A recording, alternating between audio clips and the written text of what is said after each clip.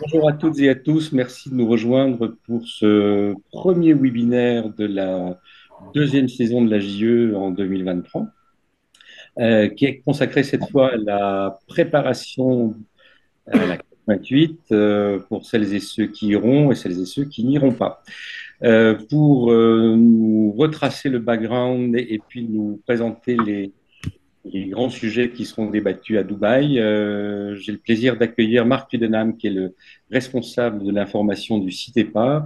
Le CITEPA, vous le savez, c'est l'institution en France qui est chargée d'établir les inventaires d'émissions, aussi bien de polluants atmosphériques que de gaz à effet de serre.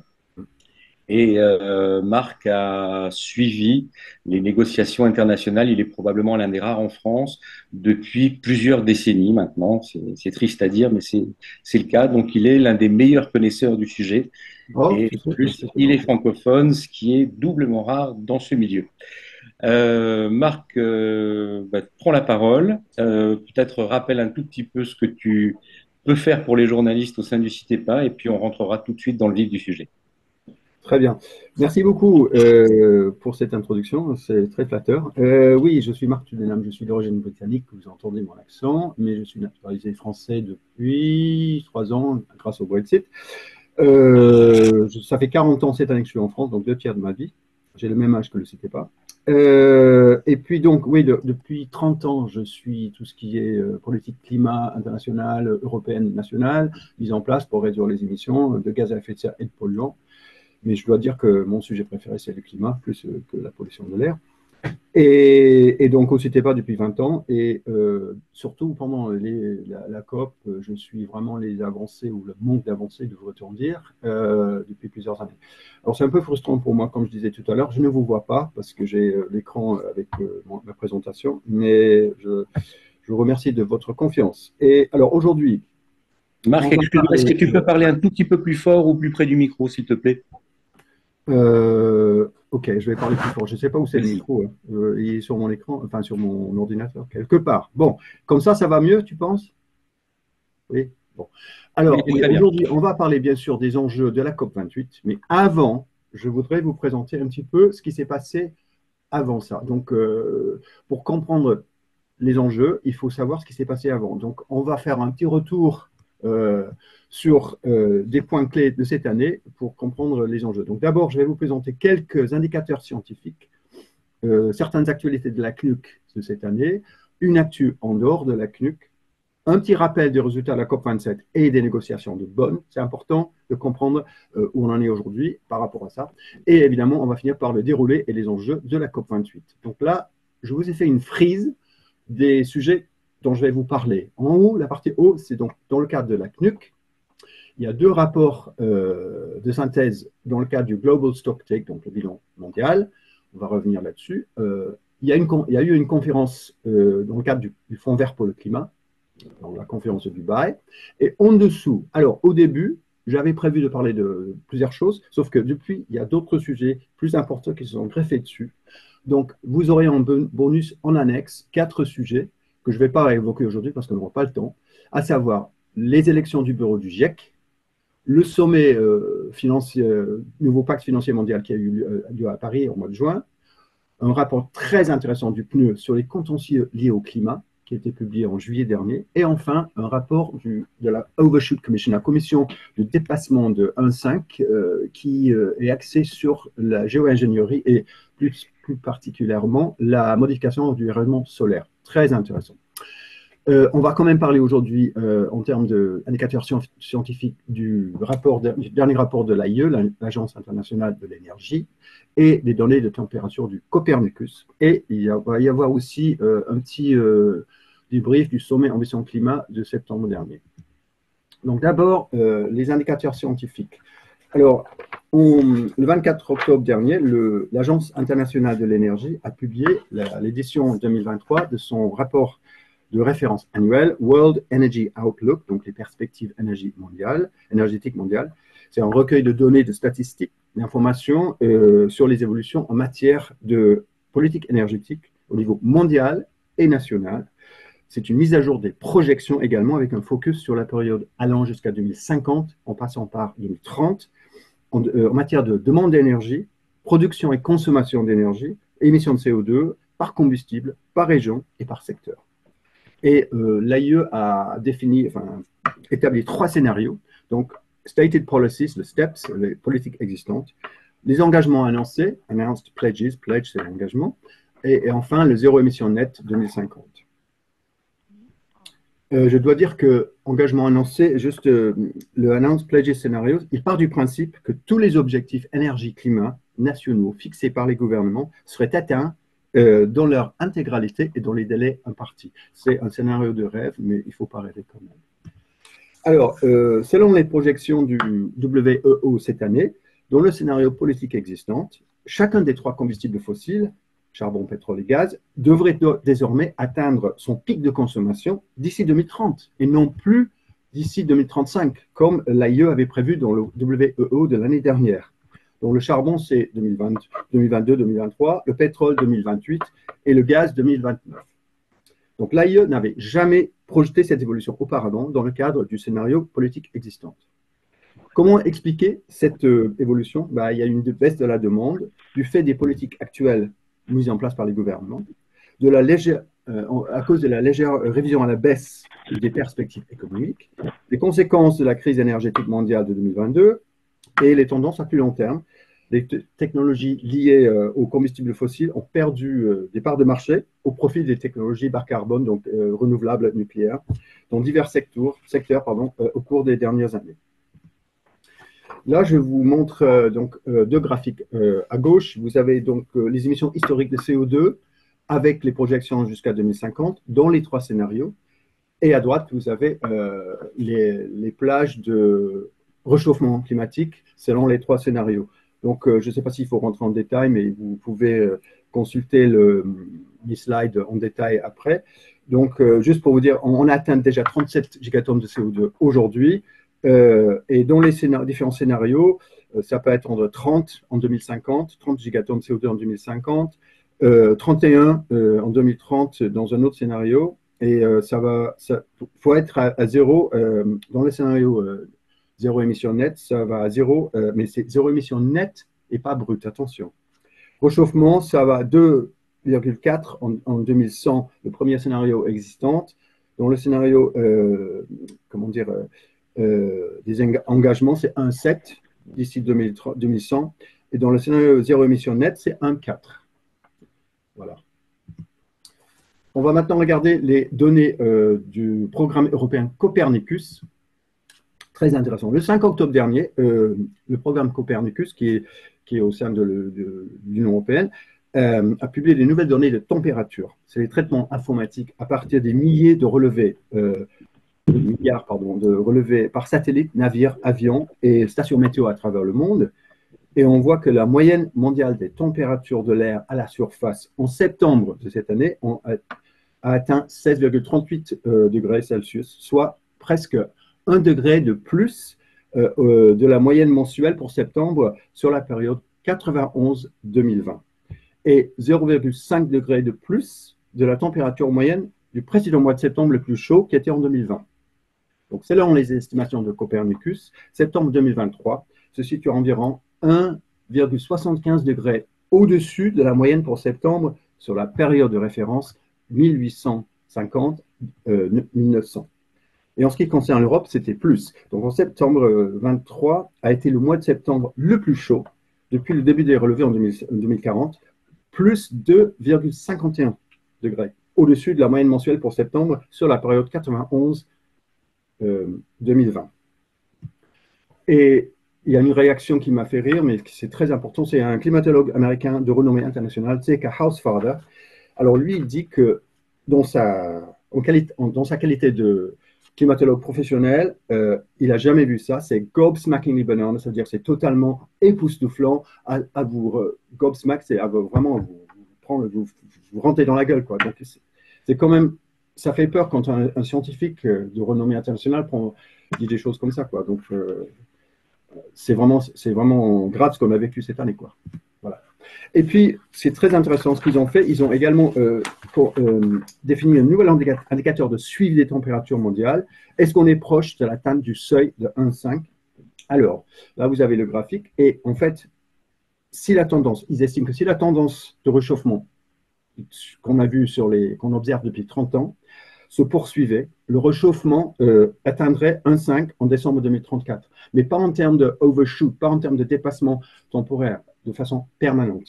Et c'est pas, on va avoir des dépassements ponctuels, des mois isolés, des années isolées. Mais là, il parle de façon permanente.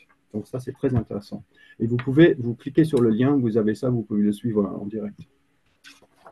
Alors, passons maintenant aux émissions. Donc, la base de données EDGAR, qui est gérée par l'Union européenne, a publié le 19 octobre dernier son rapport 2023 des émissions. Ça, c'est en attendant le rapport du PNE sur le GAP report, le GAP, donc l'écart entre l'ambition et la science. Pour l'instant, l'édition 2023 n'est pas encore sortie, mais ça ne saurait tarder. Donc, la base de données EDGAR, c'est le Centre commun de recherche, le Joint Research Center à Ispra en Italie. Donc, alors, ils disent que les émissions mondiales en 2022 ont atteint presque 54 gigatonnes de CO2 équivalent. Vous avez vu tout à l'heure, ailleurs, on avait dit 37, mais c'était le CO2 seul. Là, c'est le CO2 équivalent, donc les 6 gaz à effet de serre.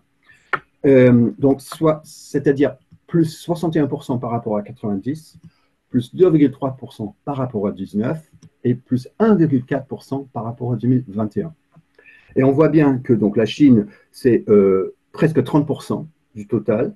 La Chine plus les États-Unis, c'est 40% du total.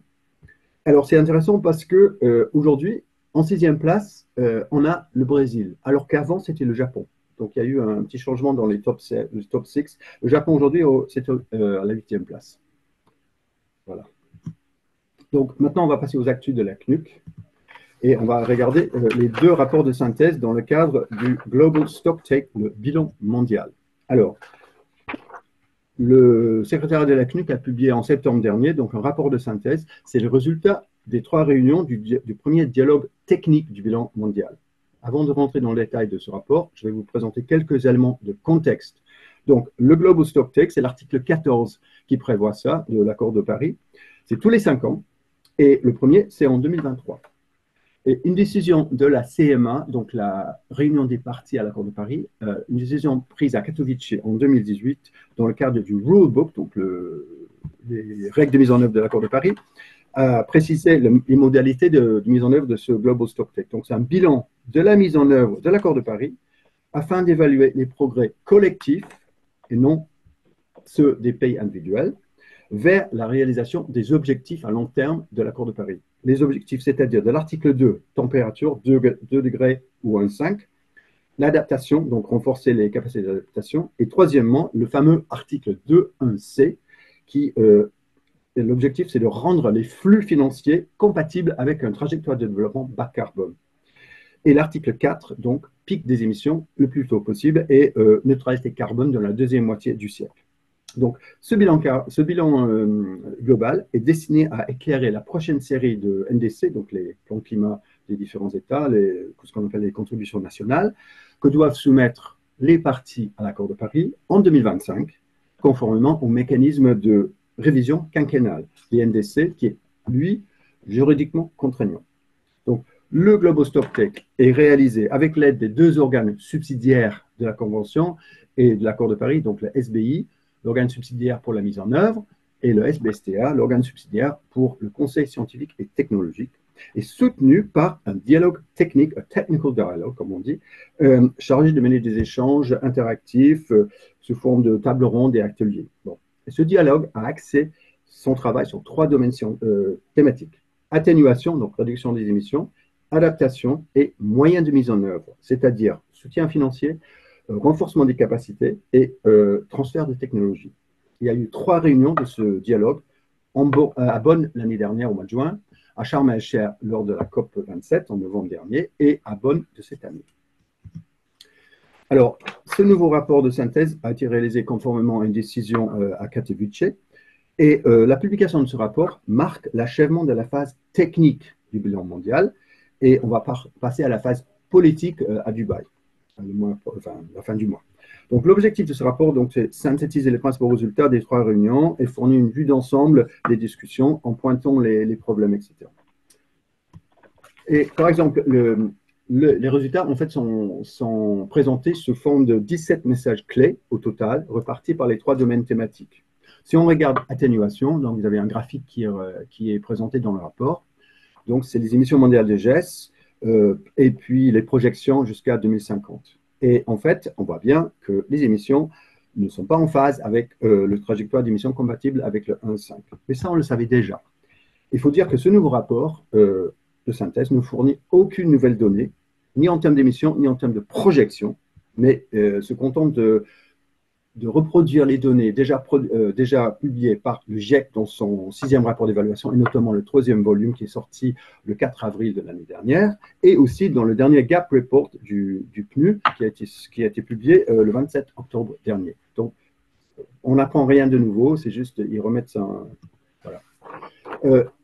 Le rapport dit que donc, toutes les parties doivent réaliser des réductions rapides et importantes des émissions de GES, ça on le savait déjà, qu'il faut faire preuve de beaucoup plus d'ambition en termes d'action climat. Adaptation, par contre, c'est intéressant parce que ça, moi, je ne le savais pas. Donc, collectivement, la plupart des efforts d'adaptation observés sont fragmentés, spécifiques à certains secteurs et inégalement répartis entre les régions du monde. Et deuxièmement, le soutien à l'adaptation et les modalités de financement pertes et préjudices doivent être rapidement renforcés. Et ça, on le savait déjà aussi. En termes de le 3e domaine thématique, les moyens de mise en œuvre, en fait, ils ont changé un petit peu l'intitulé. C'est maintenant moyens de mise en œuvre, soutien et flux de financement. Donc, il faut améliorer l'accès au financement climat dans les pays en développement.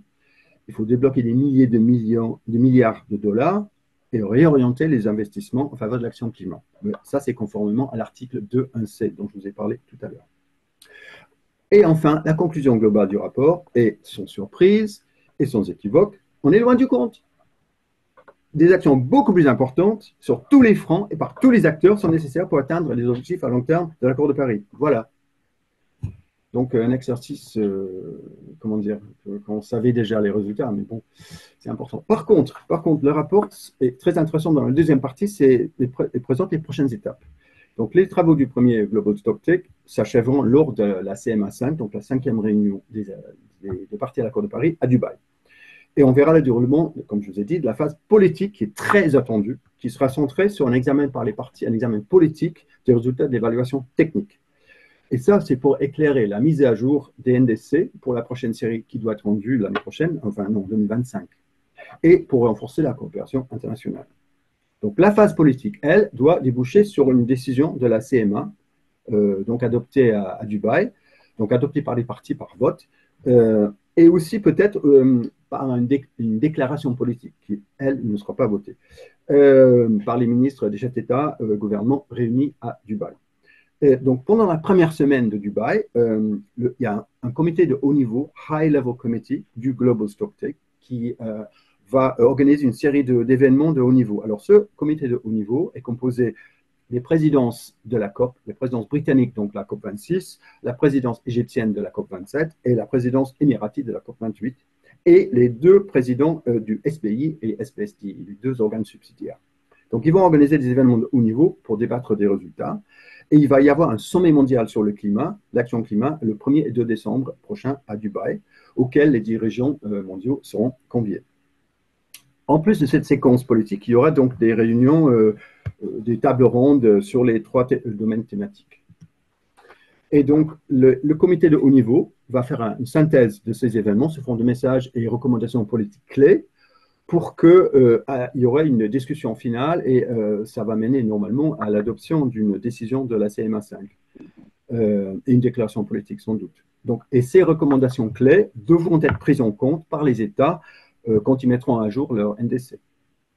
Alors, juste pour finir, si les 3 réunions du dialogue technique 2022-2023 se sont déroulées de façon très smoothly, hein, sans heurts, ne prétend pas à controverse, la phase politique, elle, ça va être une étape déterminante, mais beaucoup plus délicate et ça risque de créer des problèmes. Donc la question clé est de savoir comment les résultats techniques vont être interprétés et comment ils vont se concrétiser sur le plan politique et quel niveau d'ambition sera associé à ça.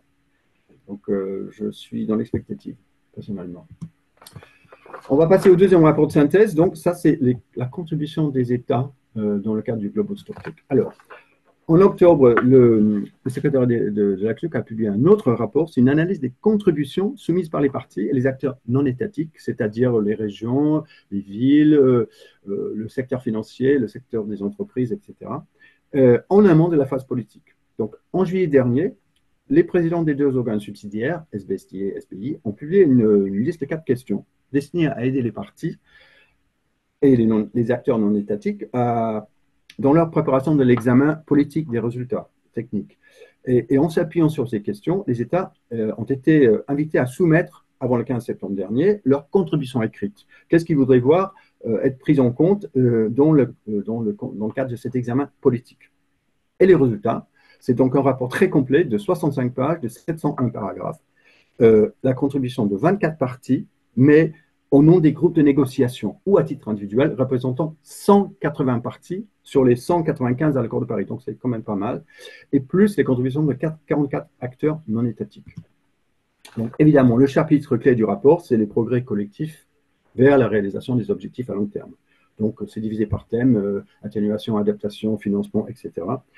Et il y a aussi un volet sur le renforcement de la coopération internationale et les recommandations et prochaines étapes. C'est intéressant, c'est le volet recommandations qui contient le plus grand nombre de paragraphes, 158 sur les 701, et puis suivi du financement et flux de financement. Donc, je vous invite à lire ça dans le rapport. Je ne rentre pas dans les détails, mais c'est juste pour vous donner une idée. Alors, la CNUC qualifie ce rapport de blueprint, comme on dit en anglais, donc un schéma directeur que pourrait contenir le résultat final du Global Stocktake basé sur les propres contributions des partis. Donc, que retenir de ce rapport en bref? Les contributions des gouvernements nationaux font ressortir un large consensus sur le fait que l'action climat jusque-là n'a pas été suffisante et que toutes les parties doivent renforcer l'action climat et qu'il faut renforcer le soutien en faveur des pays en développement. Mais ça, on le savait déjà. Bon. Il y a divergence, notamment sur des points de vue des partis sur les questions de savoir comment atteindre les objectifs de l'accord de Paris et comment répartir les efforts de réduction et de financement. Donc, lors de la phase du Global Stocktake, la phase politique du Global Stocktake à Dubaï, le comité de haut niveau va devoir resserrer cette longue liste d'options. C'est un peu comme le brouillon qui avait le projet de l'accord de Paris. Ça faisait beaucoup de pages. Il fallait réduire, resserrer, nettoyer, tailler, etc. Donc, ils vont devoir faire ça pour construire un consensus sur un texte ambitieux, concis, percutant, facile d'accès et équilibré, selon les différents adaptation, atténuation, etc. Donc, il reste beaucoup de travail à faire pendant cette première semaine de la CMA 5 pour dégager un accord sur un texte final.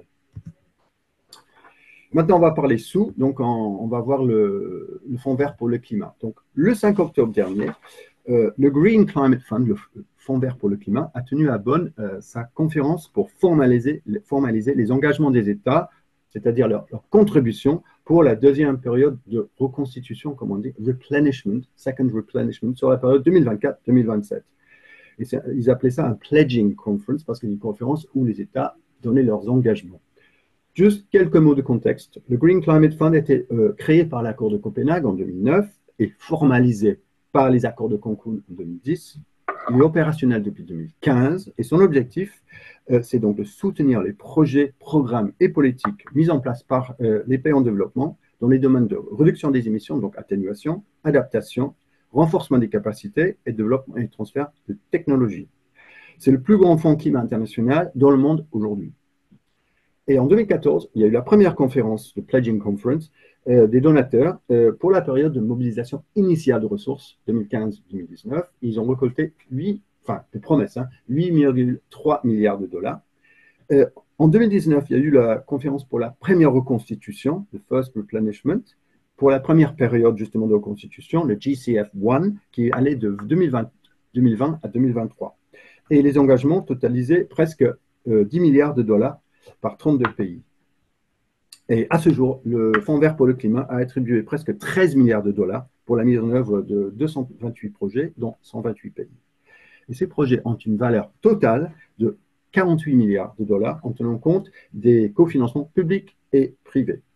Et tous ces projets devraient conduire à éviter un total de presque 3 gigatonnes de CO2 équivalent. Donc, revenons à notre conférence à Bonn au mois d'octobre. Donc, c'était la deuxième période de constitution pour 2024-2027. Donc, l'objet acté formellement les différents engagements qui avaient été annoncés en amont de cette conférence. Le résultat, 25 États se sont engagés à en fournir un total de 9,3 milliards de dollars, contre 9,9 donc en 2019 et 8,3 en 2014. Les trois pays donateurs sont surprises, l'Allemagne, 23% du total, le Royaume-Uni, 22%, et la France, 19%, qui totalisent les 2 tiers du total des engagements.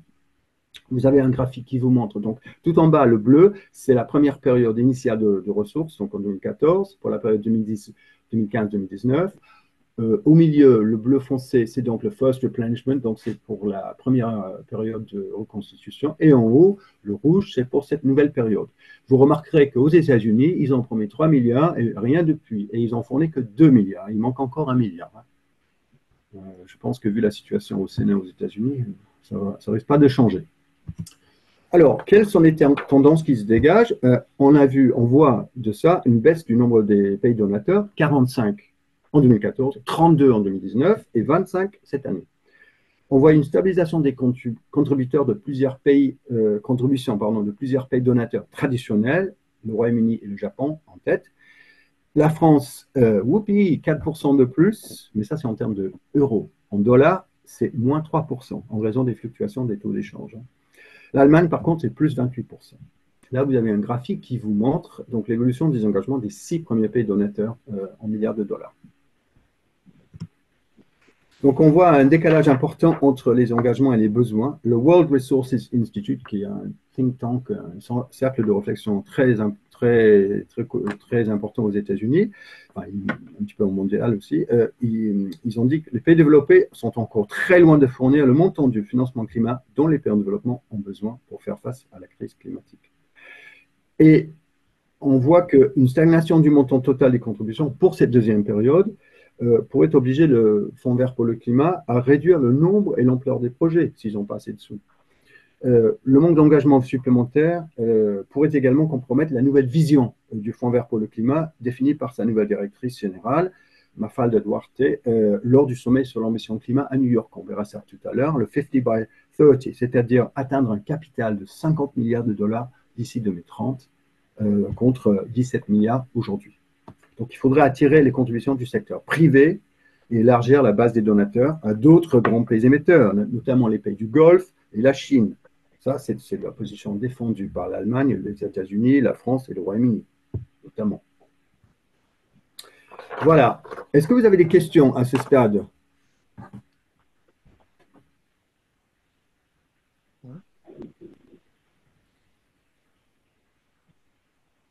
Non? Pas de questions? Tu as l'air d'avoir été parfaitement clair.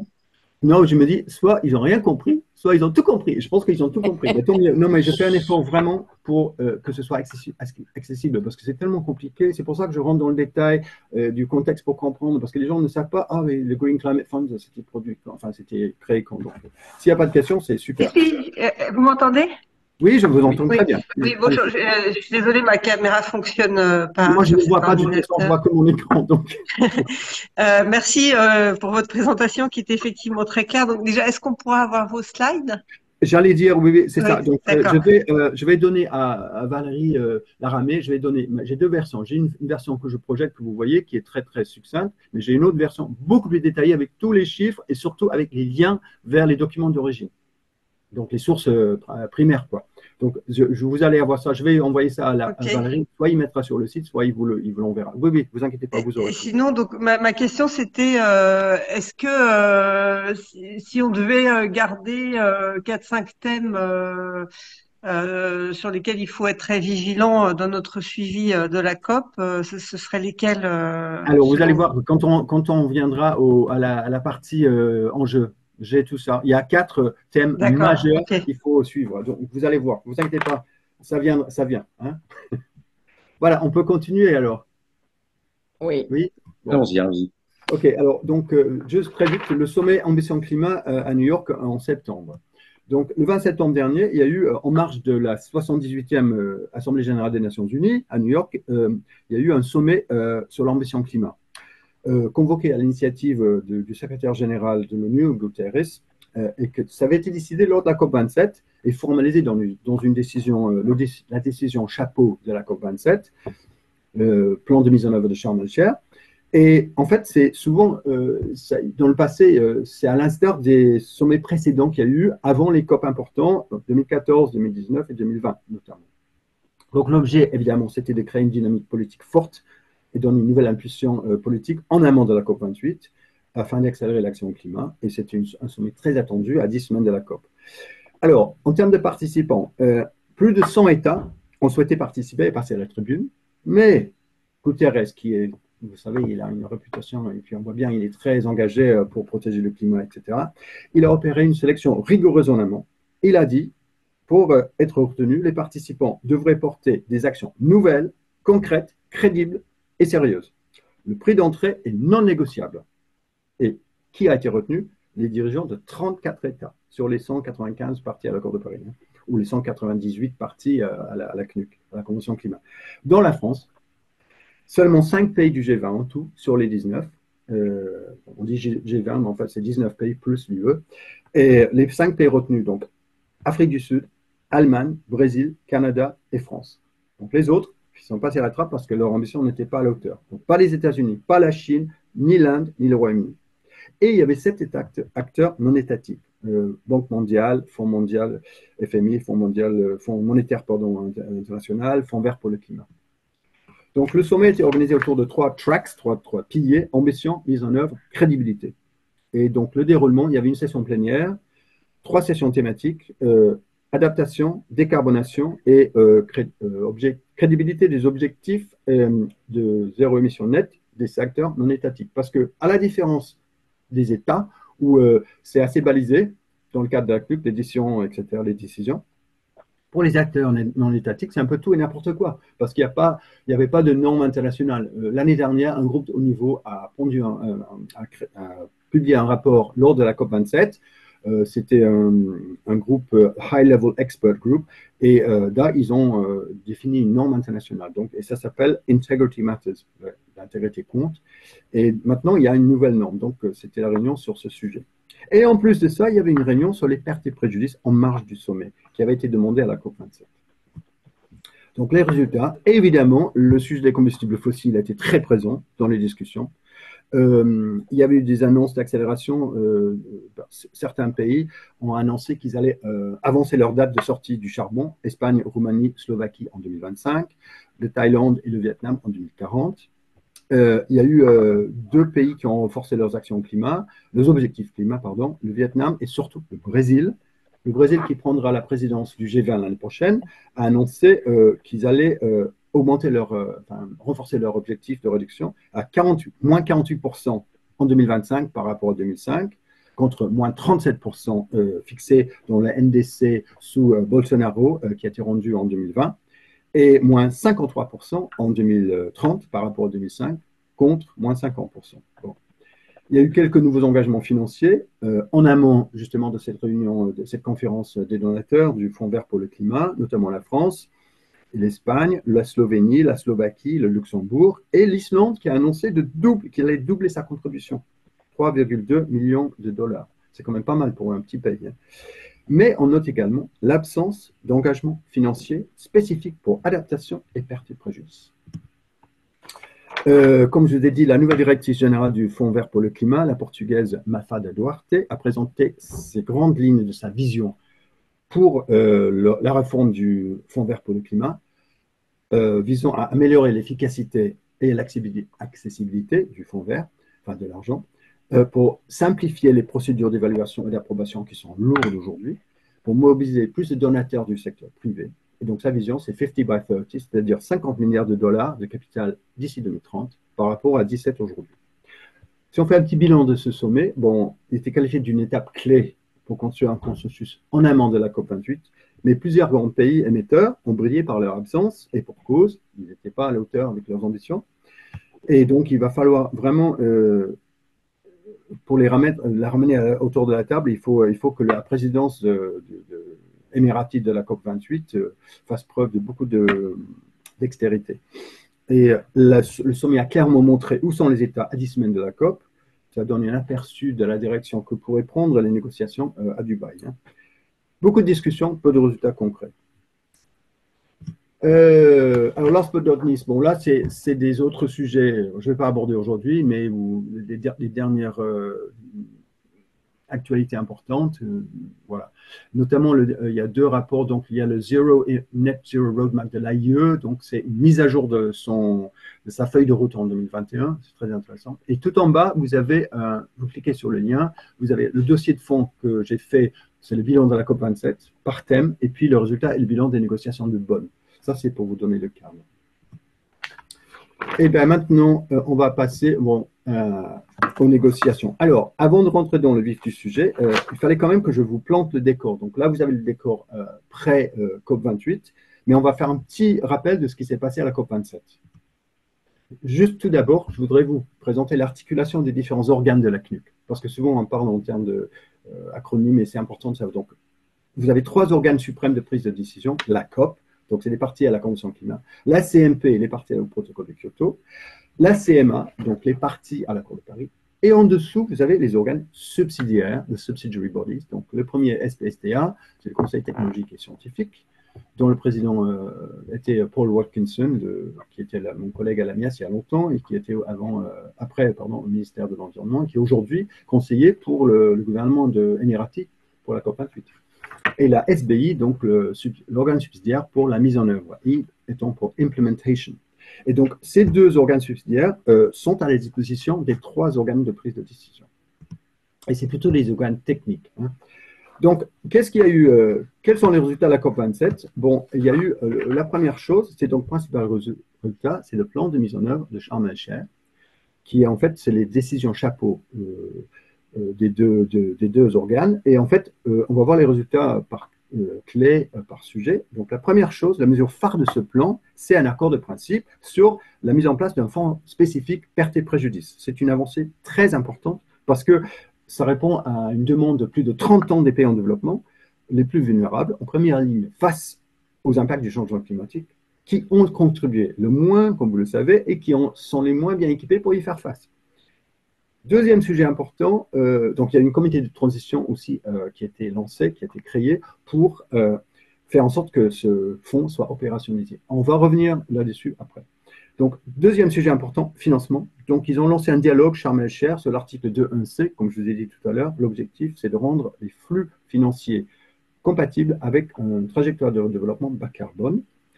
Il y a aussi le deuxième sujet, c'est les discussions sur un nouvel objectif collectif chiffré post-2025 pour remplacer le 100 milliards qui devait se terminer en 2020, mais à la COP21, ils ont prolongé ça jusqu'à 2024. Donc, il faut décider d'ici 2024 un nouveau chiffre pour le post-2025. Donc, les discussions à Sharm el-Sheikh étaient difficiles et plusieurs parties ont souligné que c'était trop tôt pour parler chiffres, alors qu'ils étaient à 2 ans de l'échéance pour définir un nouveau chiffre. En termes d'adaptation, donc il y a eu deux sujets. Donc, il y a eu l'objectif qui a été fixé à Glasgow et le financement adaptation d'ici 2025 par rapport au 19. Une seule mention dans le plan de mise en œuvre de Sharm el-Sheikh. Bon.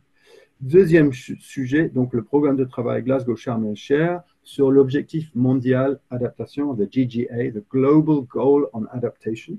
Donc, vous savez bien que depuis plusieurs années, c'est l'atténuation qui était plus privilégiée, mais depuis quelques années, 2-3 ans, on travaille beaucoup plus sur l'adaptation pour trouver un objectif, parce que l'article 7 de l'accord de Paris dit qu'il faut adopter un objectif global sur l'adaptation. Sauf que c'est beaucoup plus difficile que l'atténuation à mettre en place les paramètres, les métriques, etc. Donc là, ils ont avancé, il y a un programme de travail 2022-2023, ils ont avancé timidement. Bon. Ils ont décidé de lancer un cadre, un framework, qui doit être adopté à Dubaï. On verra ça tout à l'heure. En termes d'atténuation, donc, il y a un programme de travail qui a été lancé à Glasgow sur l'ambition et la mise en œuvre. Il y a eu très peu d'avancées, donc il fallait parce qu'il faut avancer pour pouvoir renforcer les NDC pour 2025. La décision adoptée à Sharm el-Sheikh était assez faible en termes d'ambition, uniquement axée sur les modalités. Donc, ils ont discuté, est-ce qu'on va, le programme de travail doit se terminer en 2025, 2026, 2030, des choses comme ça. Vraiment, c'est que des modalités procédurales. Par contre, l'énergie fossile, donc ça, c'était ça fait l'objet de beaucoup de discussions. Une mention dans les deux décisions chapeau. Pas de nouvelles ambitions affichées en termes d'élimination ou de réduction. par rapport au pacte de Glasgow. Donc, pas de recul, mais pas d'ambition. Par contre, ce qu'on a vu, c'était très intéressant, l'Inde a proposé, au bout de quelques jours après quelques jours de l'ouverture de la COP27, ils ont proposé la mention de la réduction progressive de tous les combustibles fossiles, et pas seulement le charbon, dont les décisions chapeau. Et 80 pays ont soutenu cette proposition. Mais elle n'a pas été retenue dans les versions finales des deux décisions, en raison surtout d'une forte opposition de l'Arabie saoudite, de l'Iran et de la Russie. Mais aussi parce que la présidence égyptienne n'a pas voulu ouvrir cette proposition à la négociation. Évidemment, les intérêts nationaux. Ni ils ne voulaient pas l'inclure non plus dans le projet de décision chapeau. Donc, ça a été sucré. Cinquième sujet, le bilan mondial. Donc, on a avancé sur les travaux techniques, donc le deuxième dialogue technique, TD 1.2. Sixième sujet, l'article 6, donc les mécanismes du marché. Ben, il y a eu quelques avancées et 3 décisions formulant un certain nombre de recommandations. Le bilan global de la COP27, on peut dire qu'il y a une grande avancée sur le principe de créer un fonds perte et préjudice, mais le bilan est très mitigé par rapport aux autres sujets, adaptation, atténuation, financement. Ensuite, on va passer à Bonn au mois de juin. Donc, dernier, il y a eu les 58e sessions des 2 organes subsidiaires. Et donc, juste tous les ans, vous le savez, c'est des sessions intermédiaires entre les 2 COP. Et l'objet, c'est d'avancer sur les points techniques de négociation et préparer les projets de décision pour examen et adoption par la COP ou la CMA. Donc, il n'y a pas de décision prise, c'est juste ils avancent sur le côté technique. Donc, le format que ça prend, c'est des sessions plénières, des consultations informelles sur chaque sujet, et ce qu'on appelle les mandated events, donc c'est des événements qui sont mandatés, qui sont prévus par une décision de la COP ou de la CMA de l'année suivante, ou l'année passée, pardon, ou l'année d'avant. Voilà. Et c'est souvent sous forme d'ateliers ou réunions. Donc, les résultats en bref. Donc, avant de regarder les sujets spécifiques, le point le plus important, ça peut vous paraître simple, mais c'est l'adoption de l'ordre du jour. Parce qu'en amont de Bonn, la Suède avait demandé ce que soit ajouté à l'ordre du jour prévisoire qu'ils avaient tous reçu, le programme de travail sur l'ambition et la mise en œuvre, donc tout ce qui est atténuation. Vous pouvez rajouter ce sujet. Là-dessus, le premier jour de l'ouverture de cette session, les pays du groupe Like-Minded Developing Countries, c'est donc la Chine, l'Inde, les pays arabes, Bolivie, Venezuela, ont dit « Ok, vous voulez ajouter ça, mais nous, on va ajouter le sujet financement à l'ordre du jour. » Donc, c'est comme à l'école, à cours des récré. Vous faites ça, vous faites ça. Bon. Et pendant 9 jours, les 10 jours prévus pour la conférence, enfin la session, blocage total. Des négociations très tendues. Mais, en parallèle à ces discussions sur l'adoption de l'ordre du jour, les autres sujets ont avancé quand même. Donc, ils ont continué. Il n'y avait pas que ça. Mais c'est juste que pour vous dire que pendant 9 jours, ils n'arrivaient pas à se mettre d'accord. Mais enfin, ils ont fini le 9e jour, tard dans la soirée, à se mettre d'accord la veille de la clôture des sessions, le 14 juin, pour adopter l'ordre du jour formel, en ajoutant ni le programme de travail atténuation, ni le financement. Voilà. Donc, enfin, l'ordre du jour a pu être adopté. Pourquoi je vous en parle? Parce que c'est très important en termes procéduriels. Parce que si l'ordre du jour n'avait pas été adopté, il n'y aurait pas eu le truc formel et il y aurait juste une note informelle à la fin et puis sans valeur officielle. Et tous les travaux à Bonn n'auraient pas été pris en compte et ça n'aurait pas été le point de départ des négociations à Dubaï. Il aurait fallu retourner là où ils étaient à Sharm el-Sheikh. Donc, toutes les discussions à Bonn auraient été en vain. Mais enfin, l'ensemble des travaux menés à Bonn ont pu être formellement approuvés comme base de négociation pour Dubaï. Voilà, c'est pour ça que c'est important. Les 9 jours quand même. Bon, sur perte et préjudice, on va passer maintenant au sujet 8, les sujets négociables. Perte et préjudice, il y a eu une discussion sur le dialogue de Glasgow et pour le réseau de Santiago également. Le réseau de Santiago a été adopté à la COP25 à Madrid en 2019. C'est pour catalyser l'assistance technique des organisations, etc., pour le perte et préjudice.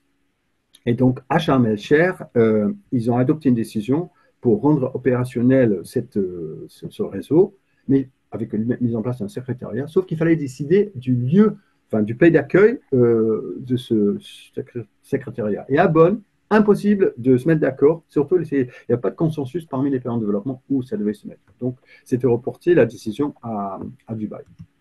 Le bilan mondial, donc, c'était la fin de la phase technique, je vous ai dit. Il y a la troisième réunion du dialogue technique. Les négociations ont été très difficiles sur une proposition de structure de décision de la COP, de la CMA 5, donc à Dubaï, notamment sur la structure du volet financement. Ils n'étaient pas d'accord, enfin, c'est très compliqué. Troisième sujet des débats à Bonn, financement.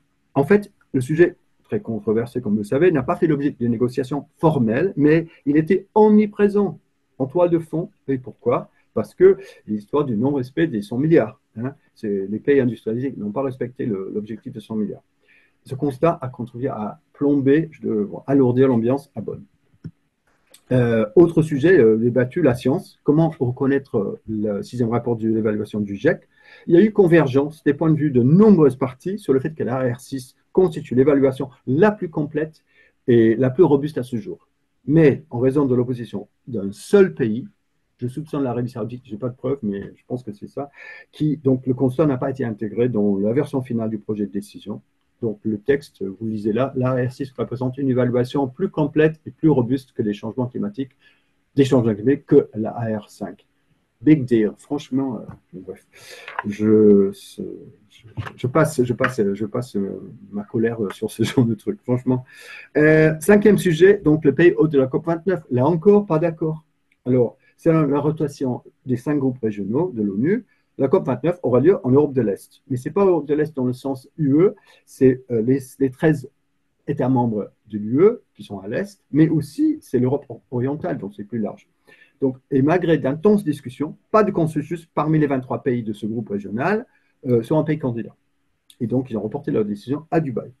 Et c'est important, il faut prendre la décision bientôt parce que c'est l'année prochaine. Donc, la décision doit être adoptée, enfin, ils doivent trouver une solution et adopter la décision à Dubaï. Et en fait, comment ça se passe? C'est que le choix du pays hôte candidat est décidé dans le groupe régional et ensuite c'est soumis à la COP entière pour approbation. Donc, pour l'instant, ils n'ont même pas trouvé un accord entre eux, les 23 pays, mais donc il faut absolument décider ça, comme c'est l'année prochaine. Alors, bilan en bref, peu de progrès concrets, les négociations tendues, etc. Il y avait le clivage nord-sud qui est revenu c'est plus apparent que jamais, surtout sur le financement climat. Et donc, ça crée un véritable blocage. Et les sessions de banc ont montré une fois de plus les profondes divergences des positions des pays du Nord et des pays du Sud. Voilà où nous en sommes à la veille de la COP28. J'ai planté le décor, on peut passer aux enjeux concrets de la COP28. Mais peut-être que vous avez des questions avant.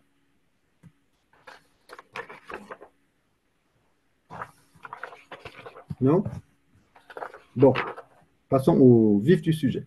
Alors, d'abord, le déroulement. J'aime pas du tout leur logo cette année, je trouve. Alors, comme tous les ans, il y a 5 sessions de négociation en parallèle. Donc, la première semaine, vous avez les négociations, les 59e sessions des 2 organes subsidiaires, le SBI et le SBSTA. Pendant les 2 semaines de la COP, vous avez la COP 28, la CMA 5, la 5e réunion des parties à l'accord de Paris et la 18e réunion du protocole de Kyoto. Même si le protocole de Kyoto n'existe, enfin, ça a fini, il y a encore des discussions parce que donc, les données d'émissions doivent être validées, etc. Voilà. Puis il y a des événements clés, notamment la première partie du segment de haut niveau, dans le sommet mondial sur l'action climat le 1er 2 décembre, dont je vous ai parlé. La deuxième partie du segment de haut niveau, c'est le 9 décembre, et il y a des événements mandatés. Pour l'instant, sur le site, je ne trouve rien, mais ça ne saurait tarder, ils vont mettre le détail sur ces sujets-là. Et donc, c'est des événements mandatés par une décision de la COP27 ou la CMA 4. Et là, vous avez en bas, vous cliquez, vous avez le site web de la CNUC, la COP28, pardon, le site web de la présidence émiratie, le programme global, et vous aurez le programme jour par jour, qui est mis en ligne la veille pour le lendemain, et les side events. À noter cette année, c'est bizarre, ça commence un jeudi et ça se termine un mardi. Donc d'habitude, c'est lundi, ça finit un vendredi, mais on sait très bien, ça finit par un vendredi, ça continue jusqu'au week-end. Peut-être qu'ils ont fait exprès de finir un mardi pour que ça va dépasser sans doute jusqu'au jeudi. Et comme ça, parce que si c'est en week-end, les gens, souvent, ils partent parce qu'ils veulent rentrer et regagner leur famille. Je comprends. Alors, à l'ouverture de la COP28, le 30 novembre, ça va marquer la fin de la présidence égyptienne de la COP et le début de la présidence émiratie qui, elle, continuera jusqu'au jour d'ouverture de la COP29. Et la présidence a programmé des journées techniques, comme tous les ans d'ailleurs, en parallèle aux négociations formelles. Donc cette année, à noter que le 3 décembre, vous avez une journée dédiée à la santé, le climat et la santé. Donc c'est la première fois qu'une COP consacre une journée à ce sujet. Il y a une réunion ministérielle climat et santé prévue qui devrait déboucher sur une déclaration ministérielle climat et santé. Là, vous avez les autres journées techniques. Et notamment, à la fin, j'ai vu que hier, avant-hier, le pape va se rendre à Dubaï. Il a annoncé qu'il allait venir. Donc, en fait, il faut savoir que le Vatican, c'est une partie à l'accord de Paris depuis septembre de 2022. Il y a apparemment, d'après les présidences, il y a 80 000 inscrits, y compris 5 000 journalistes, mais je n'ai pas de preuves encore. Il y a aussi normalement une liste des personnes inscrites qui est mise sur le site de la CNUC, mais pour l'instant, il n'est pas encore là. Mais ça aussi, ça ne saurait tarder. Alors, on va regarder un petit peu la présidence. Donc, il y a eu beaucoup de critiques visant la présidence émiratie de la COP28, notamment, en premier mot, le choix du pays comme hôte. Ça soulève encore de vives critiques, d'inquiétudes, surtout en raison de l'important conflit d'intérêts.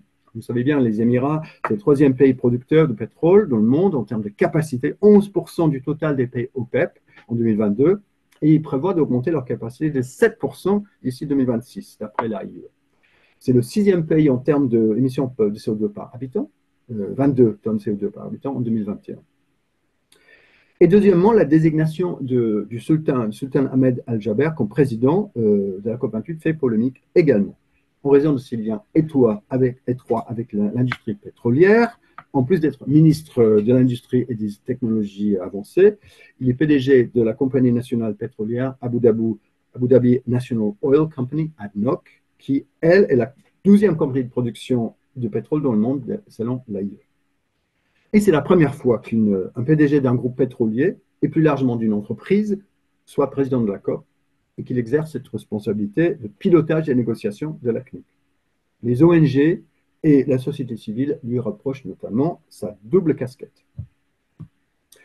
Au mois de mai dernier, plus de 130 députés du Parlement européen et du Congrès américain ont envoyé une lettre au président Biden, à la présidente de la Commission européenne, Ursula von der Leyen, au secrétaire général de l'ONU, Guterres, et au secrétaire exécutif de la CNUC, Simon Steele, en leur demandant de préconiser le retrait pur et simple par les Émirats de la nomination de Jaber comme président, car celle-ci, je cite, risque de compromettre les négociations. Donc, il y avait une opposition forte. Et on a vu le sérieux doute émis par les ONG sur la capacité de la présidence à apporter un accord ambitieux. Bon. La question est de savoir quelle sera l'influence des producteurs de pétrole et de gaz sur les négociations à Dubaï. On a bien vu à Sharm el-Sheikh l'année dernière que la présidence égyptienne n'a pas voulu reprendre, je vous ai dit tout à l'heure, la mention dans les décisions chapeau de la réduction progressive de tous les combustibles fossiles. La COP27 a également réuni 636 représentants du secteur pétrolier et gazier. Ici, ils devaient constituer une délégation. Elles auraient été plus importantes que n'importe quelle autre délégation, sauf les Émirats, qui ont envoyé 1073 délégués nationaux, selon une analyse par l'ONG Global Witness, qui est géniale, cette ONG. Donc voilà, vous voyez, c'est quand même quelque chose. Alors, qu'est-ce qu'on va voir à Dubaï? On va voir 4 mots qui vont revenir beaucoup. On va voir le mot phase out, élimination progressive. On va voir le mot phase down, réduction progressive. De quoi? Des combustibles fossiles, bien sûr, mais unabated. Unabated, ça veut dire est-ce que les combustibles fossiles non adossés ou non couplés au dispositif de captage et stockage de carbone. Donc ça, c'est des mots que vous allez voir sans cesse, je pense, parce que les combustibles fossiles, ça va être au cœur des négociations.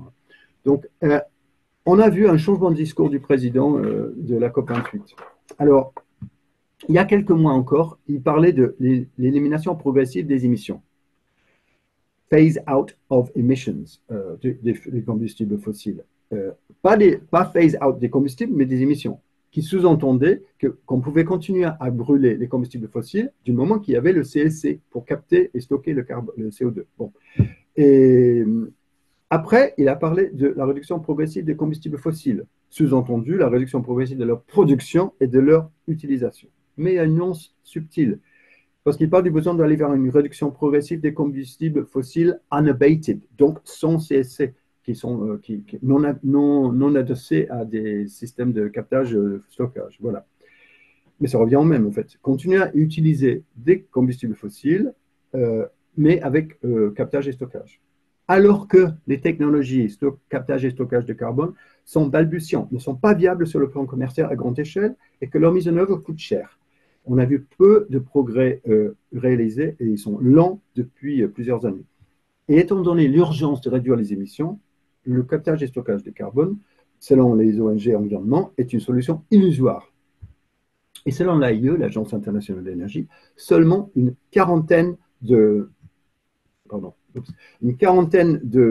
d'installations captage et stockage de carbone sont opérationnelles dans le monde, au stade commercial, hein, dont la plupart se trouvent aux États-Unis et au Canada, en Amérique du Nord.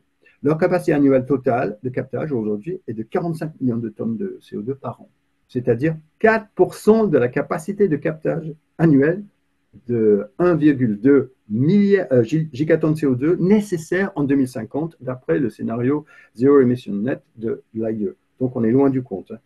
Et évidemment, la question des combustibles fossiles, avec ou sans captage et stockage, constitue un enjeu très important. Et vous allez voir, on va parler de ça pendant la COP. Je vous invite à regarder dans la version intégrale, vous allez voir, il y a un lien. Je vous invite à regarder le sixième rapport du GIEC, le rapport de synthèse publié au mois de mars cette année. Et la page 30, vous avez une définition de unabated fossil fuels, juste pour être sûr de ça. C'est en anglais, ce n'est pas en français, je pense, mais vous pouvez regarder ça. Donc, vous allez voir dans la version intégrale. Donc, le slogan de la présidence, c'est « Unite, Act and Deliver ». Donc, unissons, agissons et produisons des résultats concrets. Bon. La COP28, vous le savez, intervient à mi-chemin entre la COP21 et 2030, l'échéance clé. La vision de la présidence pour obtenir des résultats concrets, c'est de centrer la COP28 sur 4 paradigm shifts. C'est le buzzword du moment, je le déteste, mais les changements de paradigme. Premièrement, accélérer la transition énergétique et réduire fortement les émissions avant 2030. Deuxièmement, transformer le financement climat en respectant les engagements déjà pris, les fameux 100 milliards, et en définissant un cadre pour le nouvel objectif post-2025. Troisièmement, mettre la nature et les citoyens au cœur de l'action climat. Et quatrièmement, faire en sorte que la COP28 soit la plus inclusive depuis jusque-là. Et la vision de la présidence pour course correct, on parle maintenant de to course correct, c'est rectifier le tir, c'est aboutir à des résultats concrets sur tous les sujets. Et il y a un action agenda qui est mis en place, c'est une réponse secteur par secteur pour réduire les émissions. Bon, maintenant, on vient à la partie la plus importante, les enjeux concrets, sujet par sujet. L'enjeu numéro 1, pour répondre à la question de la dame tout à l'heure, c'est donc perte et préjudice. En fait, les principaux enjeux, il y en a 8 en tout, et 4 qui sont cruciaux. Et le premier, le plus important, c'est perte et préjudice. Donc, la COP et la CMA à Sharm el-Sheikh ont décidé d'établir de nouvelles modalités de financement pour les pertes et préjudices, dont un fonds spécifique et un comité de transition. Bon. Donc, l'enjeu numéro 1, c'est de rendre opérationnel ce nouveau fonds spécifique pour les pertes et préjudices. Donc, pour l'instant, il y a juste un accord de principe. Donc, il y a 4 points clés à trancher. Qui sera bénéficiaire de ce fonds? Les pays en développement, les plus vulnérables, tels que les pays les moins avancés, les petits États insulaires. Ça, c'est la position soutenue par l'UE, les États-Unis, le Royaume-Uni et l'Australie, pour ne citer qu'eux. Les États-Unis refusent d'accepter que la Chine soit un potentiel bénéficiaire de ce fonds. Donc, il y a une guerre entre les États-Unis et la Chine là-dessus. Ou bien, si ce n'est pas tous les pays en développement, enfin les pays en développement les plus vulnérables, tels que les PMA et les petits États insulaires, l'autre option serait tous les pays en développement. Et ça, évidemment, cette position est soutenue et défendue par les groupes du pays, comment on appelle ça, groupe 77 et Chine, donc tous les pays en développement.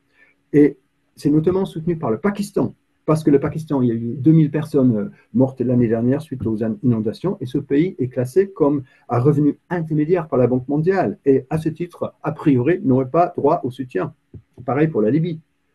Donc il y a vraiment a fine line, il faut trancher là. Donc la COP ou la CMA n'ont pas formellement défini le concept de vulnérabilité, les pays vulnérables. Donc, ça pose problème. J'ai regardé, il n'y a aucune définition. Donc, à Dubaï, il faudrait peut-être définir un concept de vulnérabilité ou un seuil de vulnérabilité. Deuxième point clé, qui va contribuer?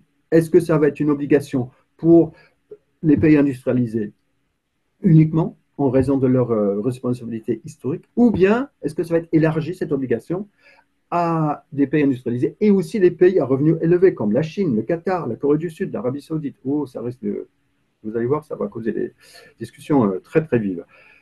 Troisième sujet, troisième point clé, quel sera le montant du soutien financier à fournir par les contributeurs? Comment ils vont le fixer?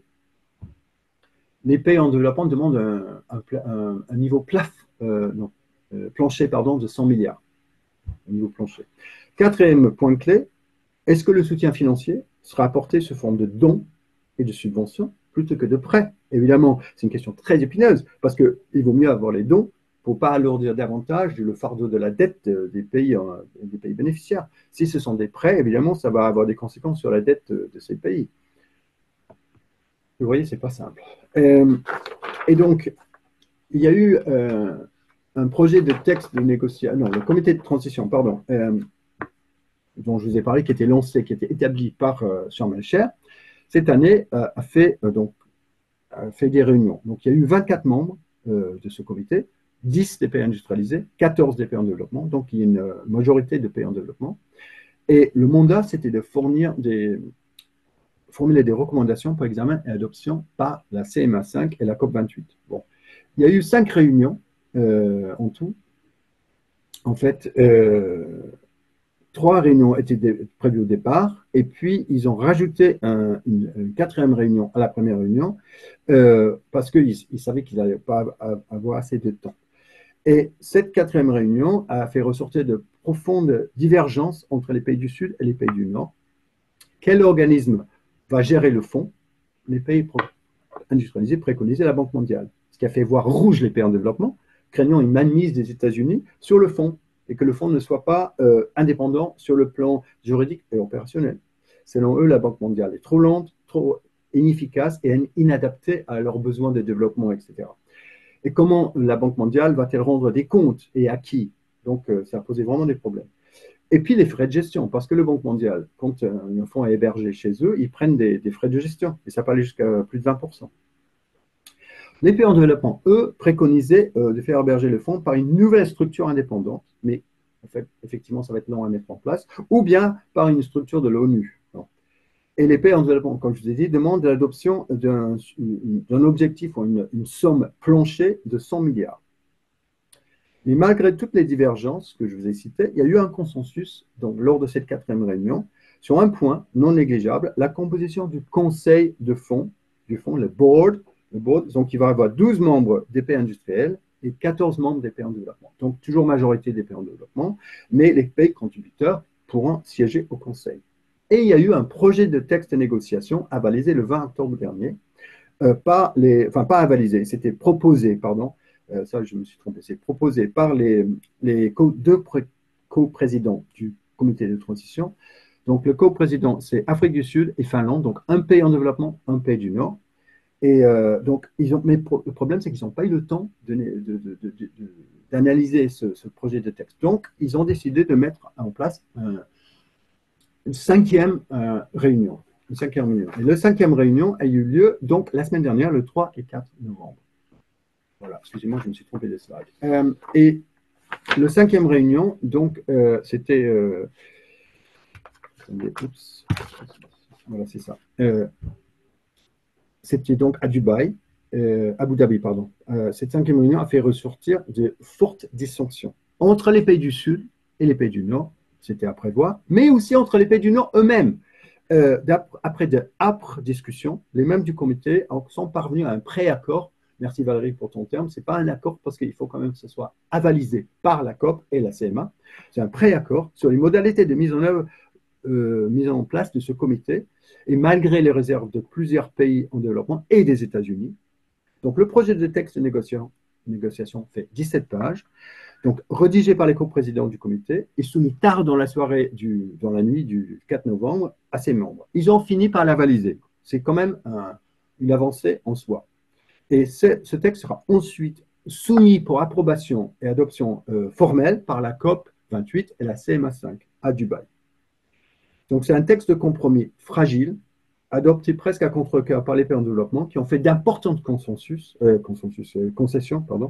et restent bien en deçà de leurs attentes et bien loin de l'ambition nécessaire, étant donné l'urgence climatique. Dans un premier temps, donc première chose à noter, dans un premier temps, une période provisoire de 4 ans, le fonds sera hébergé par la Banque mondiale. Donc les pays en développement ont accepté ce compromis, mais sous condition. En clair, les pays en développement reprochent à cette concession le fait que les pays du Nord conserveront la mainmise sur le fonds pendant au moins pendant 4 ans.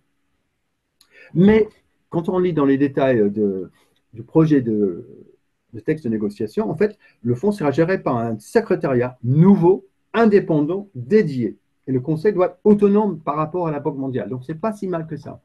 Même si ça va être hébergé par la Banque mondiale, le secrétaire sera autonome et indépendant. Ça, c'est très important. La presse, malheureusement, n'a pas cité ça. Donc, moi, il faut regarder dans le détail, c'est important. Deuxième chose importante, malheureusement, la contribution au fonds sera basée sur le volontariat. Aucune obligation de contribution au fonds ne figure dans le texte de compromis, sous la pression des États-Unis et le Japon, alors que les pays en développement défendaient une position de contribution obligatoire des pays industrialisés, qui sont, en vertu de leur responsabilité historique. Vous voyez bien le texte, c'est marqué, donc là, le paragraphe 13, la COP ou la CMA invite, donc ils sont invités seulement à donner les contributions, et avec bien sûr les parties, les pays en développement, les pays développés qui doivent donner les fonds en priorité. Mais il n'y a pas d'obligation. Il n'y a pas non plus de chiffre sur le montant du fonds, pas de précision sur les sources d'approvisionnement, pas de plan de capitalisation clair. Et en fait, on a vu également des divergences entre les pays du Nord eux-mêmes, je vous ai dit tout à l'heure. Alors que les États-Unis et le Japon ont été plutôt intransigeantes, pas d'obligation, l'Allemagne, la France, la Norvège et le Canada ont adopté une position plus constructive, plus ouverte, selon certaines ONG. Donc, c'est assez important. Et notamment, et ce qu'il faut dire aussi, le fonds devra rendre, c'est dans le texte, devra rendre des comptes à la COP et à la CMA. Donc ça, c'est bien. Ce n'est pas à la Banque mondiale, mais c'est à la COP et à la CMA. Et même si ce projet de texte est loin d'être parfait, il représente le meilleur compromis auquel les membres du comité pouvaient parvenir. Une chose sûre, il fera l'objet de vives négociations à Dubaï. Tout va se jouer à la COP 28. Et une fois que les décisions vont être adoptées, il va falloir activer et capitaliser rapidement le fonds. Et juste pour finir sur ce sujet, pour la petite histoire, il a fallu 5 ans. 5 ans pour rendre opérationnel le Fonds vert pour le climat, qui était donc adopté formellement en 2010 et opérationnel en 2015. Donc le fait qu'il vise l'opérationnalisation de ce fonds perte et préjudice au bout d'1 an, c'est quand même très ambitieux. Et en fait, j'ai vu aussi dans in the small print, comme on dit en anglais, quand on lit les détails du projet de décision, les modalités de fonctionnement doivent être approuvées lors de la COP 29 ou la 6e réunion des parties à l'accord de Paris. Donc, ce n'est pas cette année, ça va être l'année prochaine. D'après peut-être que ça va être ouvert à la discussion, ils vont modifier le projet, parce que c'est qu'un projet de décision. On va voir.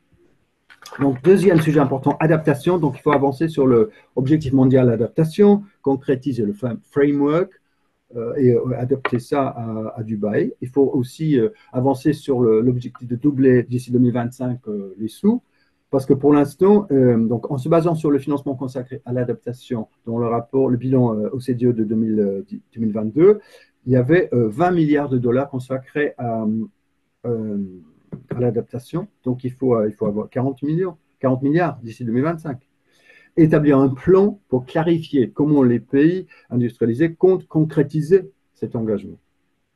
Troisième sujet, financement, évidemment.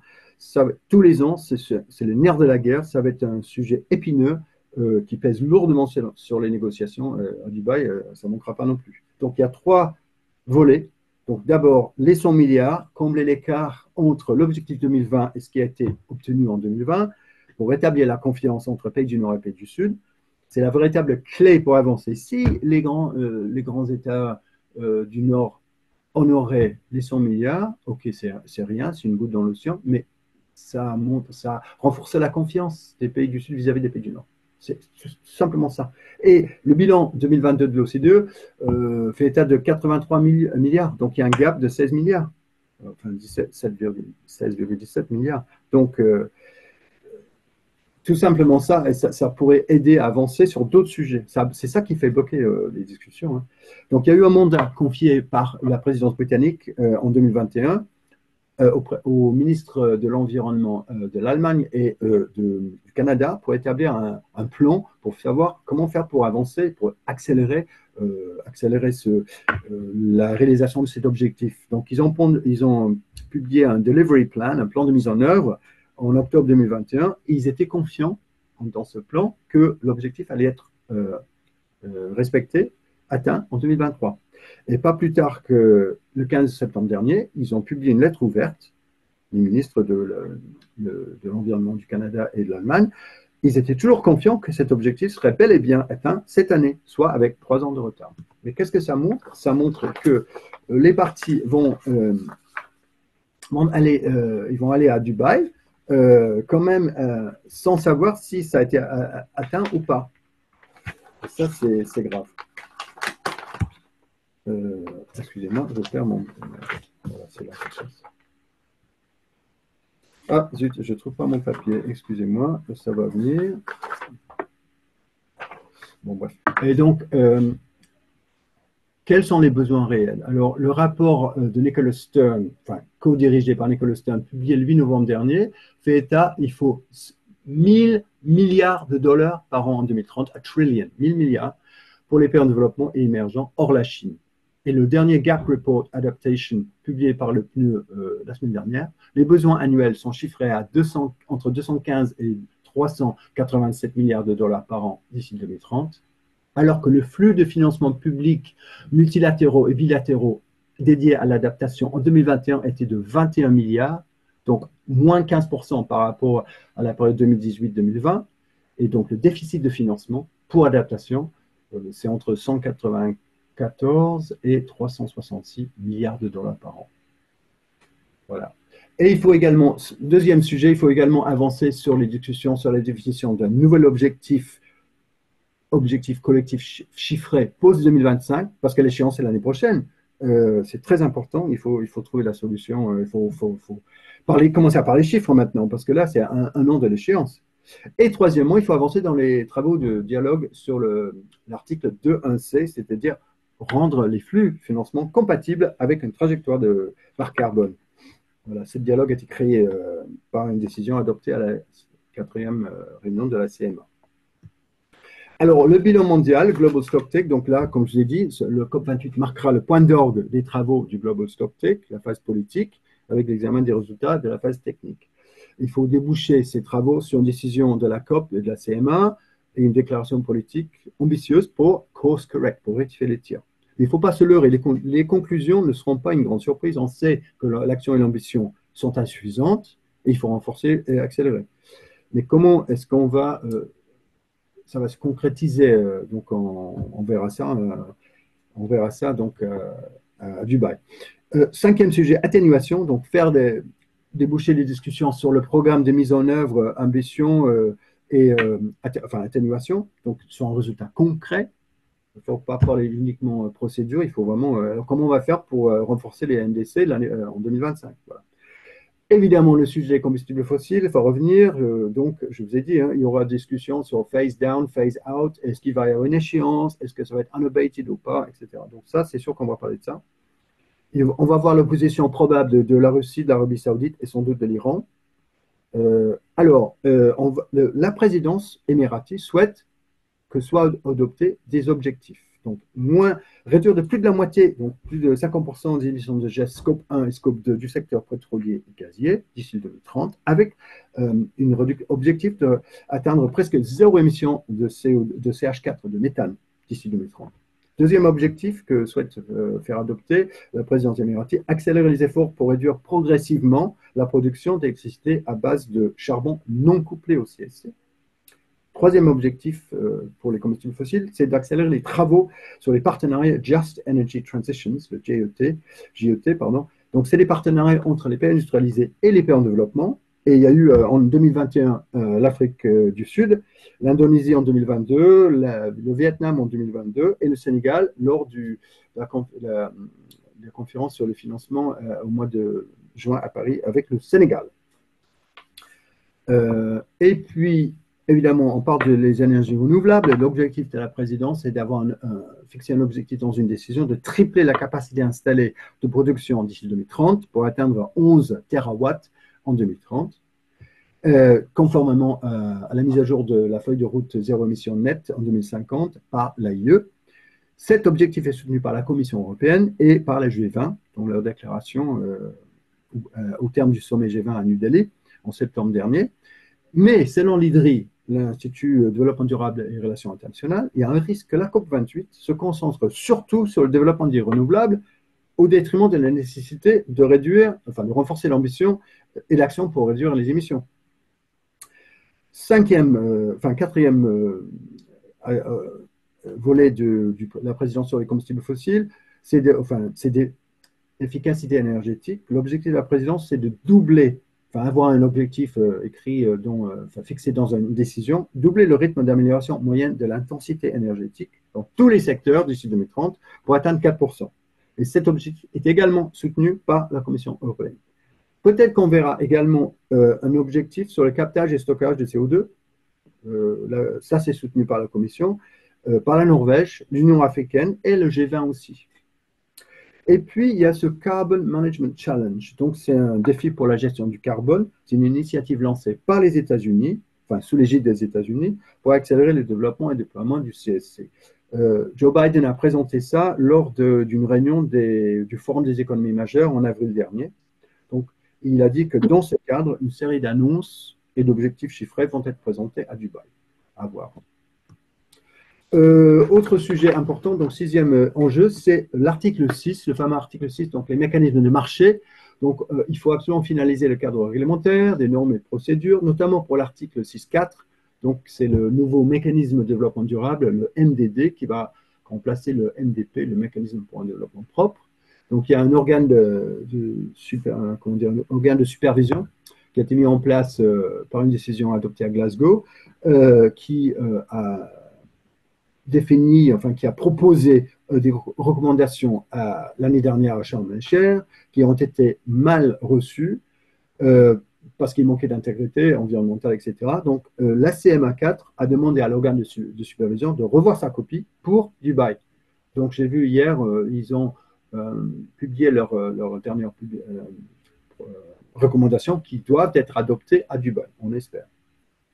Autre sujet important, c'est le budget pour la période biennale 2024-2025 du secrétariat de la CNUC. Parce que c'est bien beau, tous les ans au COP et au CMA, on donne du boulot en plus. Voilà, il faut faire des ateliers, il faut faire un rapport, il faut faire ci, il faut faire ça. Donc, ils ont beaucoup plus de boulot qu'avant. Il y a beaucoup plus de la lourdeur des tâches à faire. Donc, il faut avoir le budget pour faire ce travail, qu'il soit à la mesure et de l'ampleur de toutes ces tâches qui lui ont été confiées par la COP et la CMA. Donc, à Bonn, en juin dernier, la SBI, l'organe subsidiaire mis en œuvre, a approuvé un projet de décision pour examen et adoption par la COP, recommandant un budget de base de 74 millions d'euros pour la période 2024-2025, soit une hausse de presque 20% du budget sur la période 2022-2023. Et puis, enfin, il faut décider des pays hôtes des futures COP, notamment la COP 29 l'année prochaine. Donc ça, il faut se grouiller pour trouver un pays. Apparemment, il y a 3 pays candidats, informellement, en tout cas, l'Arménie, l'Azerbaïdjan et la Bulgarie. Mais il y a des bisbilles parce que la Russie ne va pas soutenir la Bulgarie, parce que c'est l'Union européenne qui soutient l'Ukraine, etc. Donc ça va être compliqué. Pour la COP 30, c'est la région de l'ONU, c'est l'Amérique latine et Caraïbes. Donc le Brésil officiellement s'est porté candidat. Donc, et en mai dernier, le président Lula a annoncé qu'elle aurait lieu à Belém, donc en pleine Amazonie. Mais le choix du Brésil comme pays hôte doit être formellement adopté, sans doute cette année, parce que ce n'est pas l'année prochaine, c'est l'année après. Voilà. Là, vous avez un récap des enjeux. J'ai mis à côté, donc, est-ce que ça va être un sujet de blocage ou pas? Et donc, malheureusement, il y a 4 sujets qui, c'est sûr que ça va être des blocages. Donc, adaptation, financement adaptation, perte et préjudice, financement climat, et réduction des émissions. Je pense que le Global Stocktake est potentiellement un sujet de blocage, mais je ne suis pas sûr. Donc voilà, tous les yeux seront rivés sur la présidence émirati. Donc Al-Jaber va devoir assumer pleinement son rôle de président, c'est-à-dire de piloter habilement les négociations et les consultations informelles pendant la deuxième semaine. La première semaine, c'est plutôt technique, c'est la deuxième semaine où ça va se corser. Et il va devoir jouer le rôle de facilitateur, voire médiateur entre les différents, pour rapprocher les points de vue divergents, afin de dégager un consensus sur un texte final. Il va y avoir sans doute un plan de mise en œuvre du bail, etc. Tous les ans, il y a la décision chapeau, the cover decision, comme on dit. Il faut absolument rallier les pays qui ne veulent pas. Donc ça va être difficile. Donc, on espère qu'il va faire ça parce que l'année dernière, l'Égypte n'a pas été à la hauteur. L'année d'avant, à la COP 26, les Britanniques, ils ont réussi. Je ne dis pas ça parce que je suis britannique, mais le président de la COP 26, comme il s'appelait, Alok Sharma, il a vraiment bien fait le travail.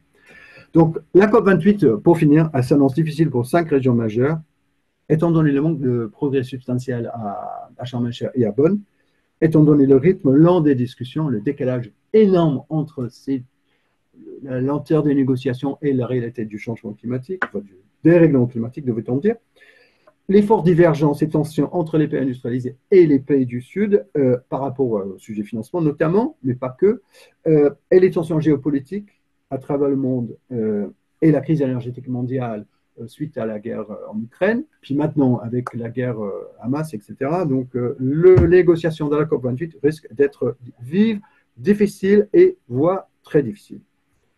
Comment souligne le président de la COP, expectations are high, but trust is low. C'est vrai, les attentes sont fortes, mais la confiance est très, très faible.